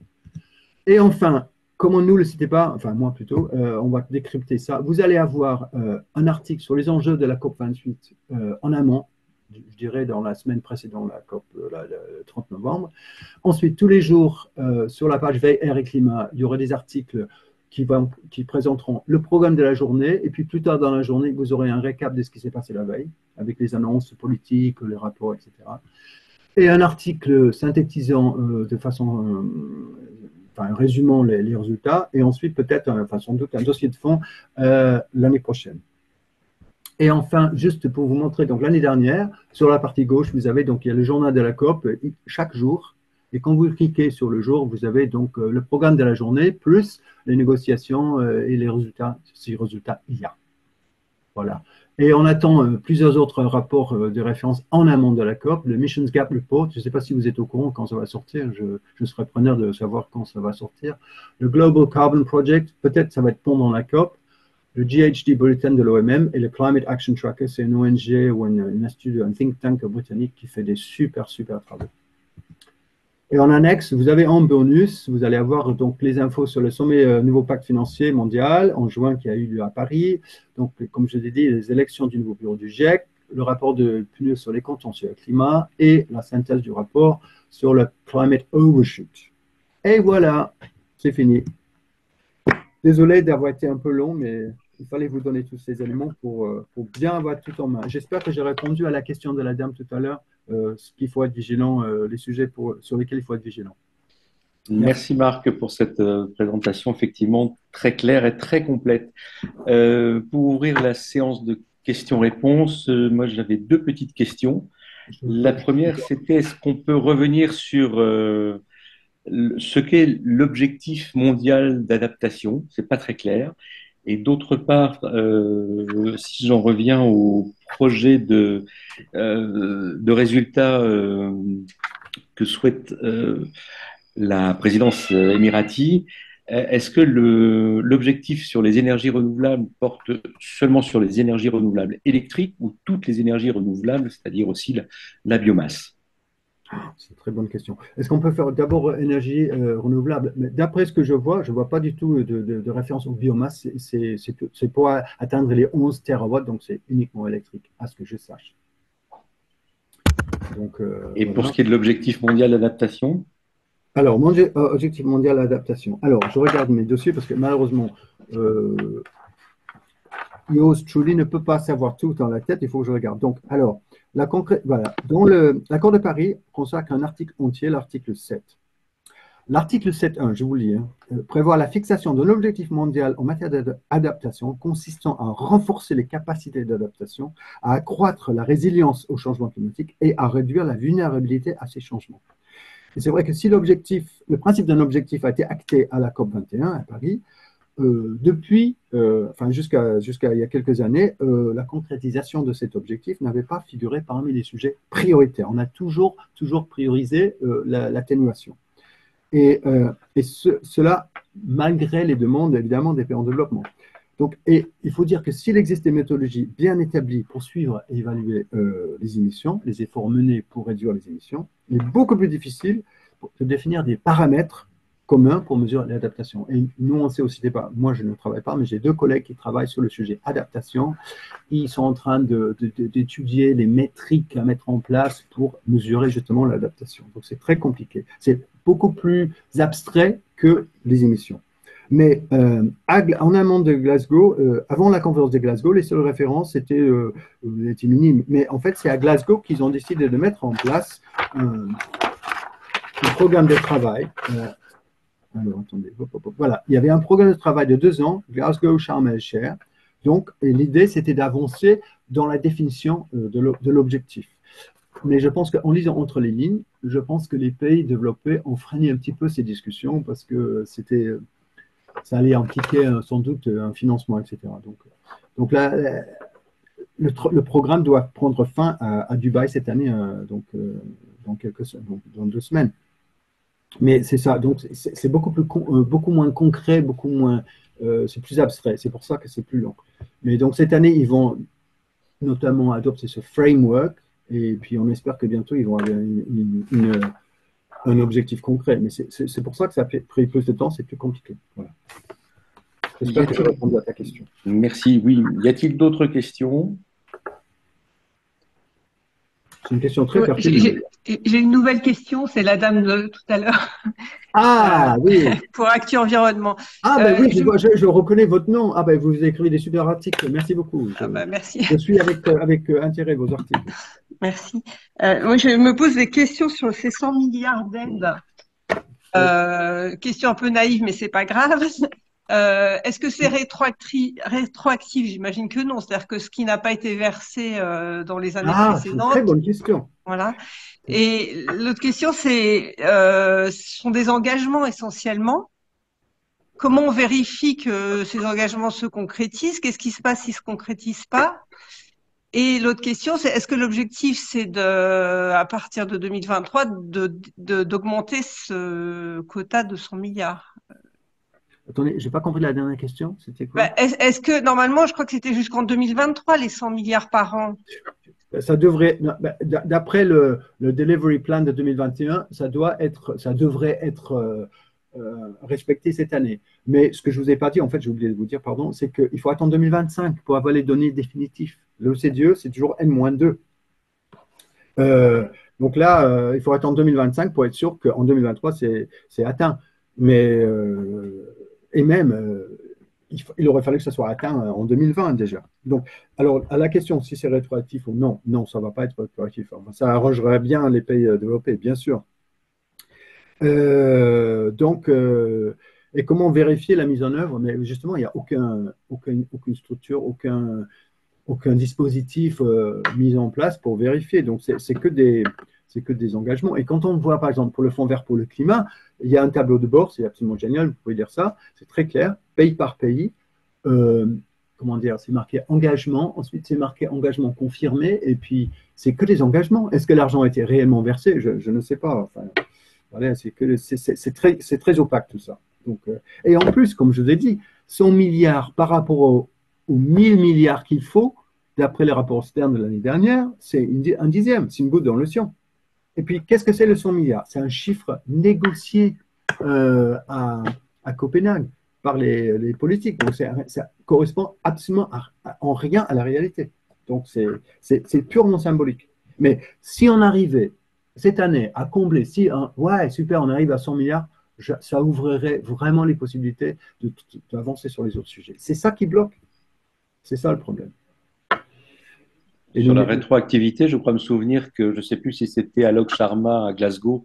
En tout cas, c'était un responsable d'un pays développé qui disait quand même que le principe des 100 milliards par an sur la période 2020-2025 est toujours acquis, bien sûr, et que au final, les 500 milliards seraient versés dans la totalité sur cette période de temps. Alors, pas forcément 100 milliards par an, mais au final, les 500 milliards seraient bien versés.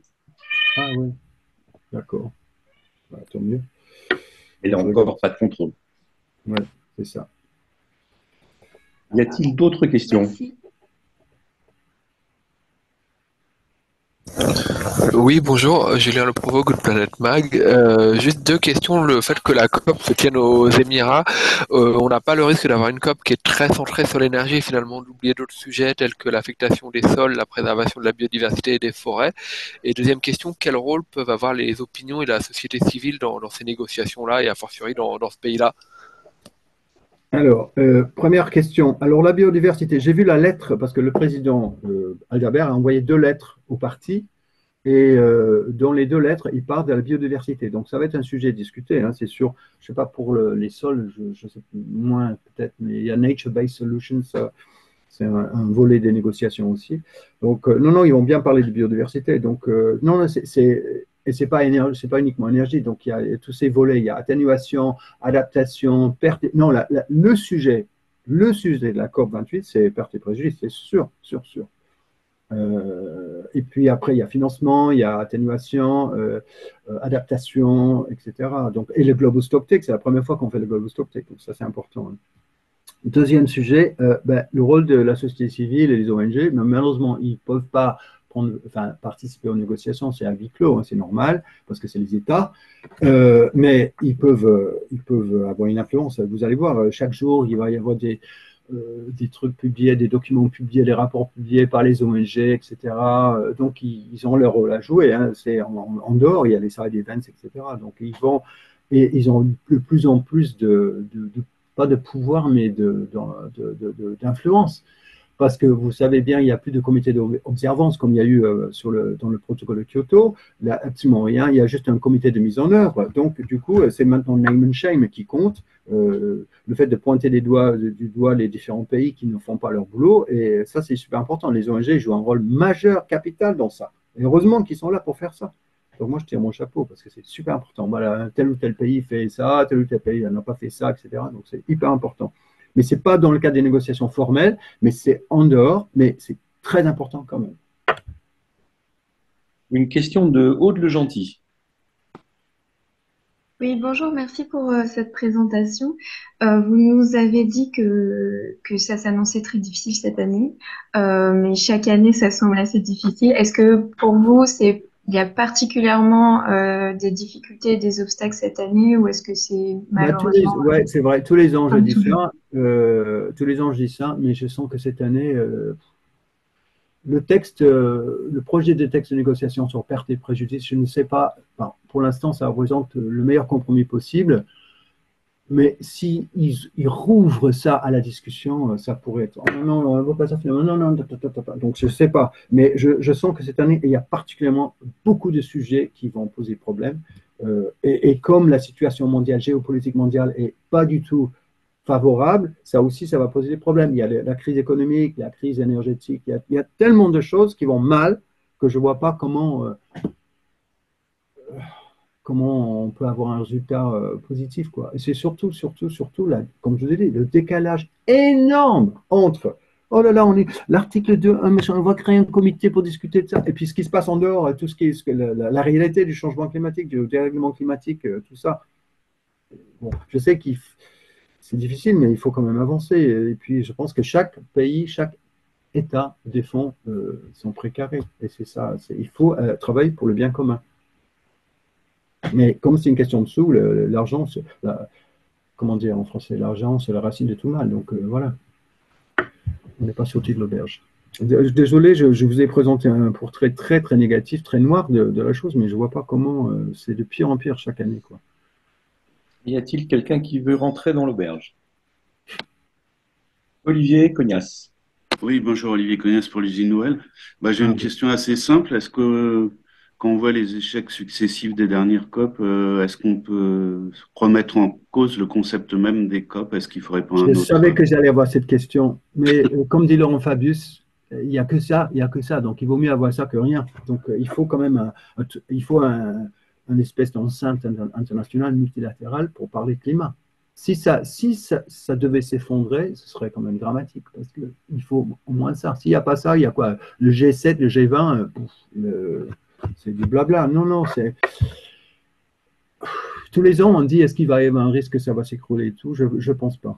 Il y a eu beaucoup d'espoir à Paris, mais depuis, on Ouais, déchante tous les ans, quoi. oui, oui, oui. Mais rappelez-vous, à Copenhague, c'était le Mm. foire en poigne également. Donc, peut-être que ça va remonter. Je ne sais pas. Il Il faudrait faut pas rappeler trouver que une c'est autre. Je n'ai pas un, mon truc en cristal pour savoir, mais enfin, j'espère. J'ai quelques lueurs d'espoir, mais bon, tout dépend du fair play des États, des négociateurs, hein.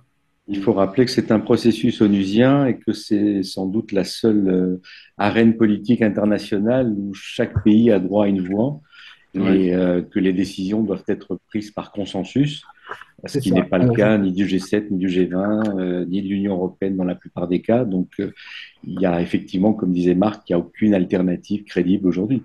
Mm. ouais, c'est ça, absolument. Ouais. Alors, j'avais un truc que je voulais dire. Oui, c'est par rapport à la prise de décision, hein. J'avais un truc là-dessus. Oui, donc chaque partie dispose d'une voix et donc du même poids dans la prise de décision. Les décisions sont prises, comme tu dis, Valérie, au consensus, ce qui signifie en principe que si un pays n'est pas d'accord, bah, c'est pas adopté, quoi. Donc il faut que tout le monde soit d'accord. Chaque pays a un vote, c'est normal. Et de mémoire, la COP 21 à Paris a été adoptée alors que Laurent Fabius a fermé les yeux au moment où l'un des délégués sud-américains levait la main pour dire qu'il n'était pas d'accord. Oui, et Donc, puis ça dans n'est ça, il y avait la jamais Russie. consensuel.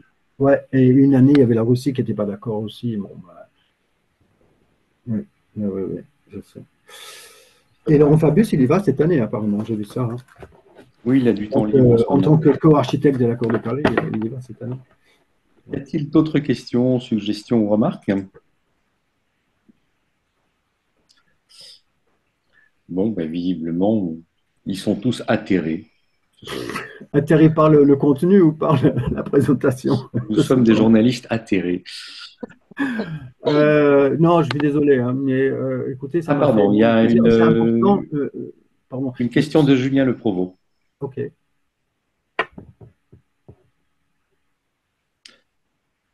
Julien, si vous nous entendez, Ah oui, je vois sa main. Oui. Excusez-moi, j'avais oublié de mettre mon micro.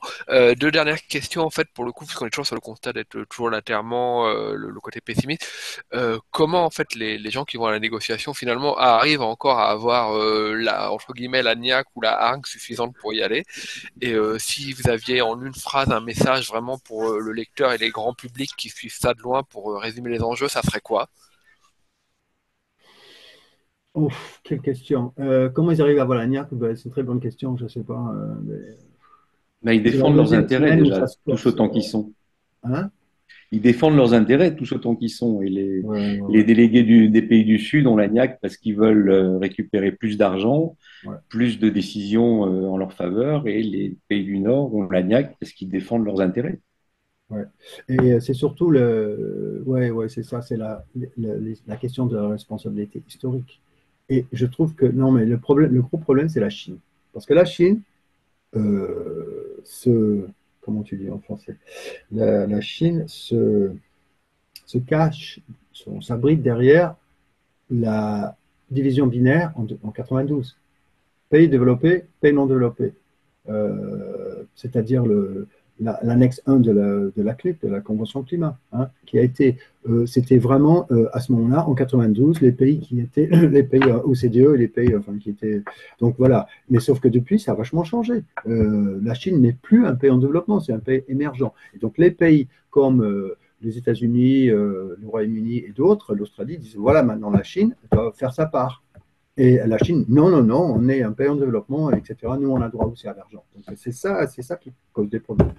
Donc, si je devais résumer en un mot, oh là là, qu'est-ce que je pourrais dire? On peut évoquer aussi le rôle moins connu de l'Indonésie, qui est quand même l'un des rares pays à faire financer la décarbonation de son système électrique par les quelques pays de l'Occident, tout en faisant construire des centrales au charbon par la Chine. Et l'Indonésie est un grand pays émetteur maintenant. Ah oui, oui, oui, vous avez vu sur la liste, il est, je pense, à la 8e position, non, Indonésie, c'est 7e, 2,3% des émissions mondiales de gaz à effet de serre.